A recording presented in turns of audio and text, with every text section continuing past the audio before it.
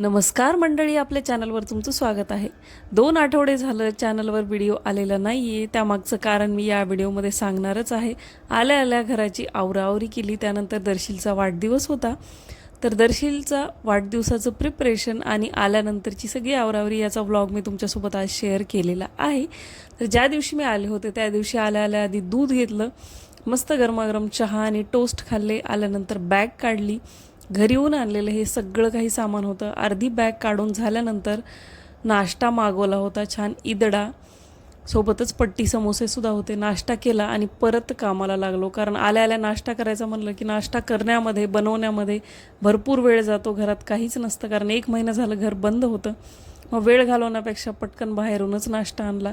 घरी येऊन कांदे लसूण आणलं होतं. कांद्याची जाळी स्वच्छ केली, त्यामध्ये साफ करूनच मी कांदे आणले होते, ते भरून ठेवले. मी ट्रॅव्हल्सनी येते आणि बऱ्यापैकी सामान सोबत आणता येतं, त्यामुळे घरी ज्या काही वस्तू आहेत त्या मी घरच्या येताना वस्तू घेऊन येते. कारण घरी येऊन येताना तसंच यायचं आणि इथं पैसे देऊन वस्तू घ्यायच्या, त्यापेक्षा जेवढं सोबत सामान येतं तेवढं मी घेऊन येण्याचा प्रयत्न करते. गहू ज्वारीसुद्धा जर जागा असेल तर मी सोबत घेऊन येते. छान असे माझे सगळे हे कांदा लसूण व्यवस्थित सॉर्ट आऊट करून इथं भरून झाले होते. पावसाळ्याच्या आधी हे काम झालं की पावसाळ्यामध्ये परत मग जास्त या कामांकडे लक्ष द्यायची गरज नाही. हे छोटे छोटे कांदे मी बाजूला काढले होते कारण मला सिरका प्याज बनवायचं होतं. जे लाल कलरचे एकदम रेस्टॉरंटमध्ये सॅलेडसाठी कांदे मिळतात ना, लाल कलरचे बीटाच्या पाण्यात बुडवलेले, तो मला बनवायचा होता. तो मला भरपूर आवडतो, त्याच्यासाठी बाजूला ठेवले. आईकडून येताना जी लाल चटणी बनवून आणली होती, बरणी स्वच्छ करून ती भरली. त्यासोबतच बॅटर आणलं होतं. जेव्हा नाश्ता आणायला गेले होते तेव्हा दुपारी मस्त असे डोसे करून खाल्ले. सगळा भाजीपाला संपला होता. फ्रीज साफ केला आणि भाजीपाला आणायला बाजारात गेले तेव्हा हे छान असे आंबे दिसले मला वाटलं यावर्षी मला यायला थोडासा उशीर झाला आहे, त्यामुळे लोणचं काही मला करायला भेटणार नाही. तसं लोणचं माझ्याकडे आहे, पण ताजं लोणचं खाण्याची चव ना काही वेगळीच असते. बाजारात गेले तर छान, दरवर्षी मी ज्यांच्याकडून आंबे घेते ना त्यांच्याकडे हे राजापुरी आंबे होते, त्यांच्याकडून फोडून घेतले. नाही म्हणत 1.5 किलो आंबे मी फोडून घेतले. मला लोणच्याच्या थोड्याशा बारीक फोडी आवडतात, त्यामुळे मी बारीक फोडी करून घेतल्या. लोणचं जर तुम्ही घालत असाल ना तर राजापुरी आंब्याचं लोणचं घाला. याचं साल्ट खूप जाड असतं आणि आंब्याची चव जास्त आंबटही नाही आणि गोडही नाही. अगदी लोणच्यासाठी परफेक्ट आंबा आहे आणि मासाळू आंबा असल्यामुळं भरपूर फोडी याच्या होतात.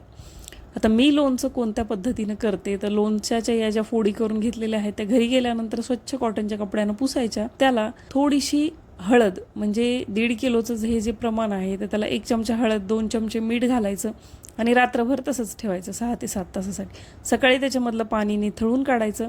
त्यामध्ये मोहरीची डाळ, रेडीमेड मसाला, चवीनुसार मीठ, लाल तिखट मी अगदी थोडंसं घालते, साखर घालायची आणि कडकडीत गरम करून थंड केलेलं तेल, त्यामध्ये थोड्याशा मेथीचे दाणे, लवंग, मिरे घालायचे आणि थंड झाल्यानंतर ते तेल त्यामध्ये घालायचं. छान मिक्स करायचं आणि 2 दिवसांनी खवाबंद कोरड्या काचेच्या बरणीमध्ये भरायचं.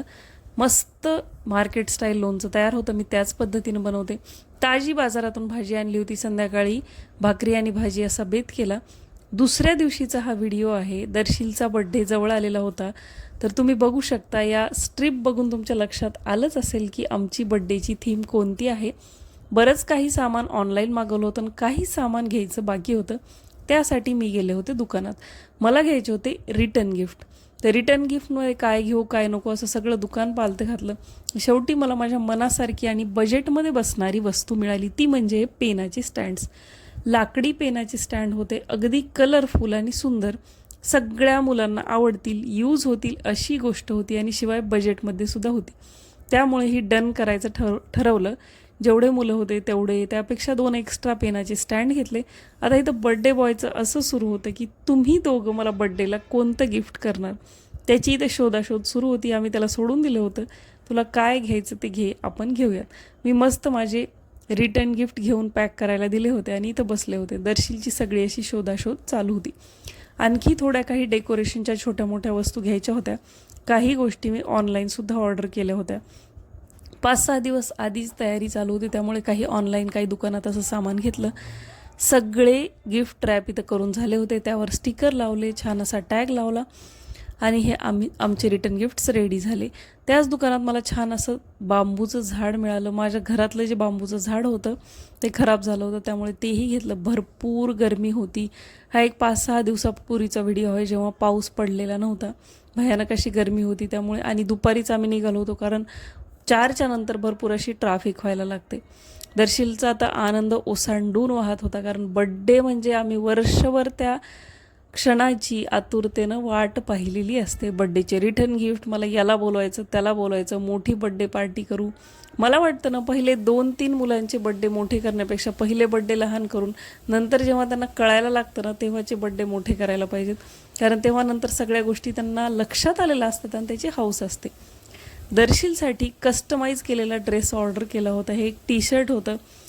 ॲस्ट्रॉनॉट थीम करायची होती आम्हाला बड्डेला, तर ॲस्ट्रॉनॉट थीमचं हे टी-शर्ट होतं. त्यावर मी वर एक जॅकेट घेतला आणि जीन्स पॅन्ट सुट्टी ऑर्डर केली होती. त्यावर त्याचं नाव लिहून मी ऑर्डर केलेलं होतं. आणि टी-शर्ट उघडल्यानंतर जेव्हा त्यांनी बघितलं, कारण त्याला माहीत नव्हतं, तेव्हा इतका सरप्राईज झाला होता की टी-शर्ट बघून डायरेक्ट माझ्या गळ्यात पडला. तुम्ही बघू शकता, दर्शील द फ्युचर ॲस्ट्रॉनॉट असं मी हे लिहून घेतलेलं आहे.